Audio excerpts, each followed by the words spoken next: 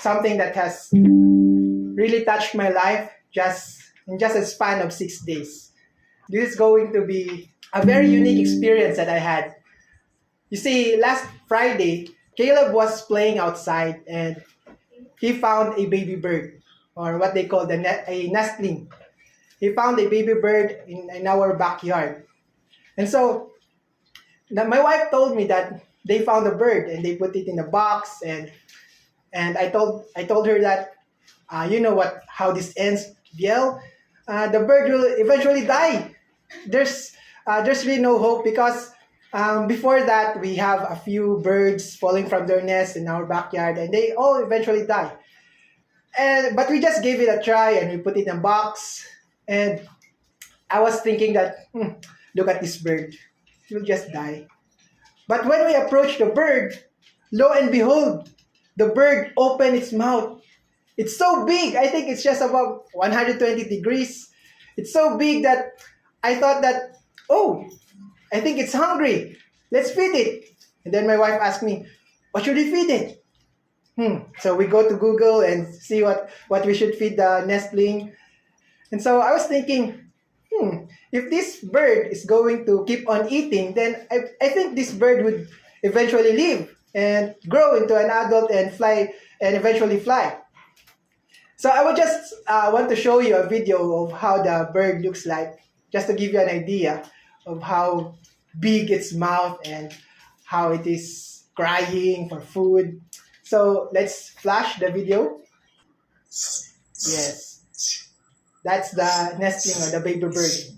So you could just see how big the mouth of that baby bird is. So we are now feeding him cooked rice. So that's how it looks like. And so I was thinking, so that the bird is eating and it seems healthy. So a day and night passed by. I woke up and I said, perhaps that bird is already dead. So I went to the kitchen. That's where we put it, and we hid it in the kitchen. And then I opened the box, and it suddenly cried. And I said, oh, it's still alive.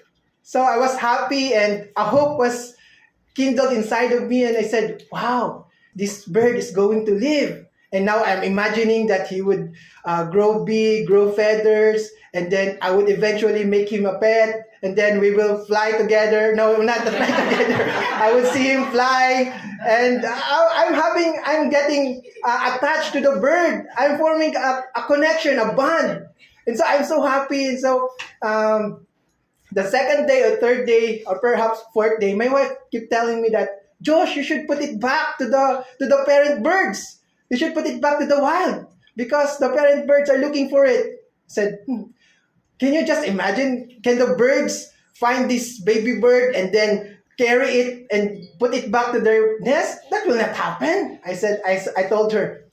But she kept on insisting. And so what we did is we put the baby bird outside, and the baby bird just cried and cried. And then the other birds, I think it's house crow. When it grows up, it's a house crow. So a lot of birds come near to the box and said, oh, look, they are interested. They are hearing this bird. And so what we did was we put it in the garage so that if perhaps the parent birds would find the baby bird, so they would be able to take care of the bird.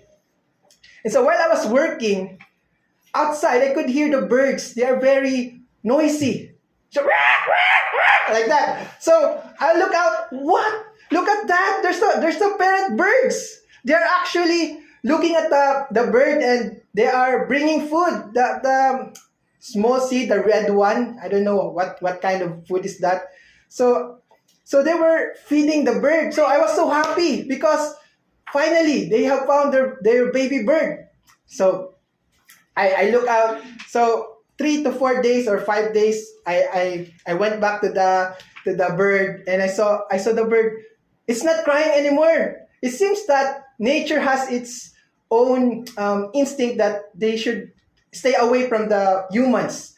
So before the bird is crying to me, asking for food, but now it's hiding. It's hiding back and it doesn't want me to see him. So I said, so this is how nature works. At first, he was close to me. He was trying to ask for food. And now he asked his parents, he doesn't need me anymore. So I just left the bird there on the 5th day. But on the 6th day, I woke up and I said, I need to check the bird. I look out from the window and said, oh, look, there's the box is not there anymore on top of where we put it. So my heart skipped a little bit and I said, what happened to the bird? So I went out early morning around 5:30 and I saw the box on the floor. So I was thinking, perhaps the parent birds have already took the bird, the baby bird, and maybe they flew away together. And so I tried to look for it. I look around the car. Maybe perhaps the bird is just on the ground looking for his parents.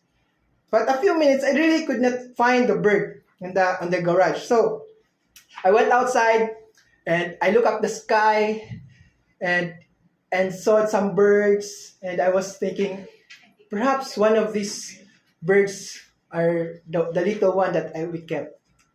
And I said, I just hope that I saw him fly away, because that's my dream, to find him flying.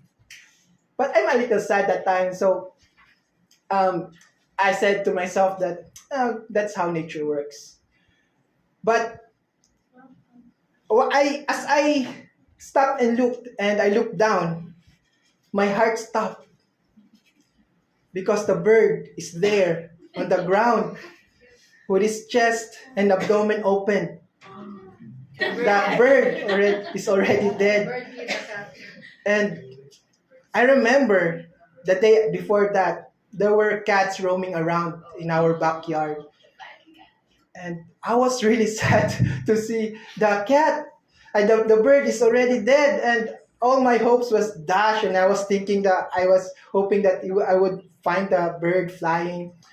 And so what I did was I took out the box. I threw it away so that I would forget the bird, because I was really kind of attached to the bird. And so I buried the bird, and I said I could have protected it better. I could have looked around, but I didn't. I could have done better taking care of the bird, but it's too late. The bird is already dead.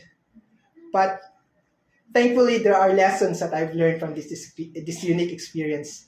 It might be sad, at least for me, but I asked Yahweh that perhaps Yahweh is teaching me something from this experience.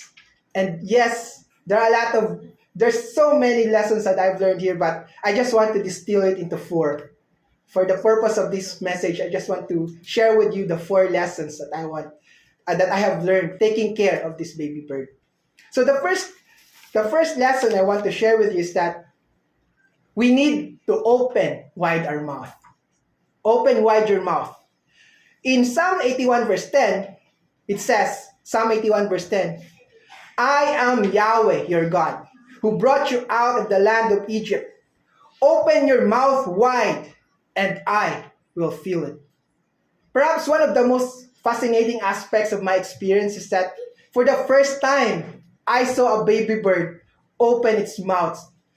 I know it's big, but this is the first time that I saw it up close, and it is really big. And this reminds me of Psalm 81 verse 10.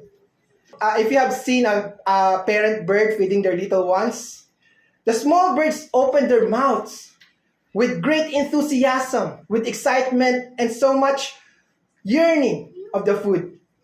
The young birds don't simply open their mouths like small mouth, but they really open their mouths so big and so wide. And I believe that is the type of attitude God wants to see from us. He wants us to open our mouths wide so that He can fill them with His goodness, love, and blessing.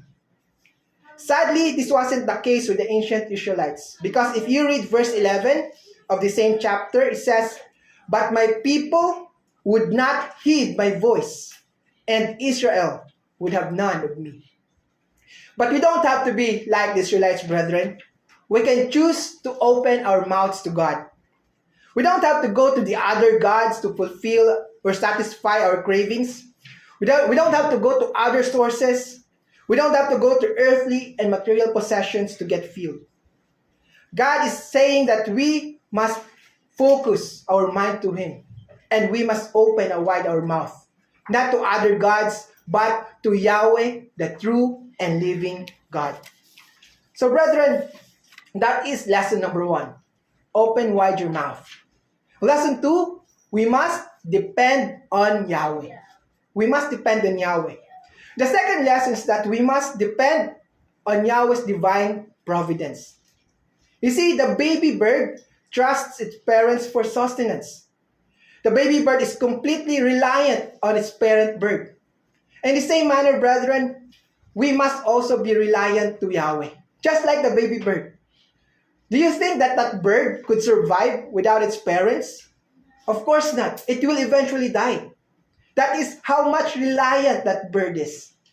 And I believe that is how we should also be reliant to God. We must recognize that if we don't rely on God, we are going to die, both physically and spiritually. If the parent bird know exactly how to feed their young, then how much more would God be able to feed us, the desires of our hearts? Let's go to Matthew 6:25 verse 27. If you're going to look into the Bible, brethren, the Bible actually talks about birds a lot of times. Let's go to Matthew 6 verse 25-27. Therefore, I say to you, this is our Messiah talking, do not worry about your life, what you will eat or what you will drink, nor about your body, what you will put on. Is not life more than food and the body more than clothing? Look at the birds of the air. So this is something that we could do. Look at the birds. For they neither sow, nor reap, nor gather into barns, yet your heavenly Father feeds them. Are you not more valued than they? Which of you by worrying can add 1 cubit to his stature? Sometimes, brethren, we worry too much, and that's understandable because we are human beings.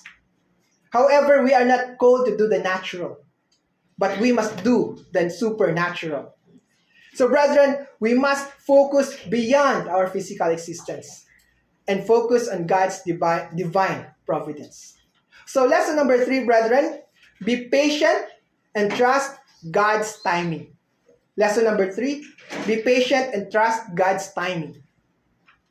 When I was observing the baby bird and the parent bird, it's not always that the parents would be with their baby bird. There will come a time that the parents have to leave their young. It seems that the baby bird has this full assurance that the parent birds will come back. I could see them that they are patiently waiting for their parent birds. And the same manner, brethren, these birds are trusting the timing of their parents, that they would eventually go back. In the same manner, brethren, we could also learn the lesson from these birds. We could be patient, waiting for God, and trust His perfect timing. You see, brethren, sometimes we don't feel like God is there. Sometimes it feels like He's not listening to our prayers. Sometimes that God has left us or even forgotten about us. But we must remember, brethren, just like the parent bird leaving his baby bird, he's just going out there to look for food. In the same manner, brethren, God is also preparing something better. He's removing the obstacles in our path. He's removing the wrong people. And when He finally comes back with His blessing, brethren, we must be prepared to open wide our mouth. So that is lesson number 3. And finally, brethren, lesson number 4, life is unpredictable. Life is unpredictable. You see, brethren, one moment, the baby bird is alive, and the next moment, it is already dead. I have the full expectation that it will grow and learn to fly, but life is truly unpredictable. In the same manner, brethren, the cat you might think of it that it symbolizes Satan, who is looking for an opportunity to kill us or destroy us. So this should be a lesson to our parents, all the parents out there, that we must be alert, and we must look after our children because Satan is really angry. He wants to destroy our children. And this is something that I learned so much more during the Young Leaders Camp, that our children, our young people, experience a lot of difficulties in life, and there are a lot of temptations. There are a lot of trials and challenges that they face. And as parents, we must be alert. We must not be blind. Just like me, I was blind. The day before that, I already saw the cat. I already knew that there's impending danger. I ignored the warning signs. I ignored it. I just, they will not do anything wrong. Look at the cat. It looks so innocent. It's so cute. How could it kill the baby bird? And yet, you could see that it killed the baby bird. Just like us, brethren, parents, let us not think. Let's be more vigilant into protecting our children. In Ecclesiastes 9 verse 11, it tells us, the last part of that verse, time and chance happen to them all. Time and chance happen to them all. That's why life is really unpredictable. And because of that, brethren, because life is unpredictable, what should we do? We must treasure every moment that we have. Because you never know. You never know when it will be the last time you will meet and greet other people. We must not waste our time. You see, if you get angry, don't let the sun go down to your wrath. Don't hold on to it. Surrender it to God. If someone offends you, don't take it too personally. 50 years from now, after you die, no one's going to talk about it. Diba? So what's the use? Choose to be kind rather than insisting you're right. Sometimes it's not worth destroying the relationship just to prove your point. There's a lot of relationships, especially to the married ones. They drag on in their quarrels because they just want to prove their point. And what's the use, brethren, if you are going to destroy your relationship in the process? So be nice to all people, no matter what position they hold, because even the beggar on the street are human beings who are made in the image of God. You see, brethren, life is unfair. You can choose to be sour, bitter, grouchy, or grumpy, and reach the end of your life, a life full of regrets. Or you can choose to be joyful, encourager, and kind, and reach the end of your life full of wonderful memories. It's your choice. Most importantly, brethren, remember this. Life is a gift from God. And what you do with your life is your gift to God. So, brethren, how are you using your gift? Use it for the glory of Yahweh. So no matter what happens in life, whether you live 50 years from now or you die tomorrow, you know that you lived your life well. Don't go to the grave with a heavy heart.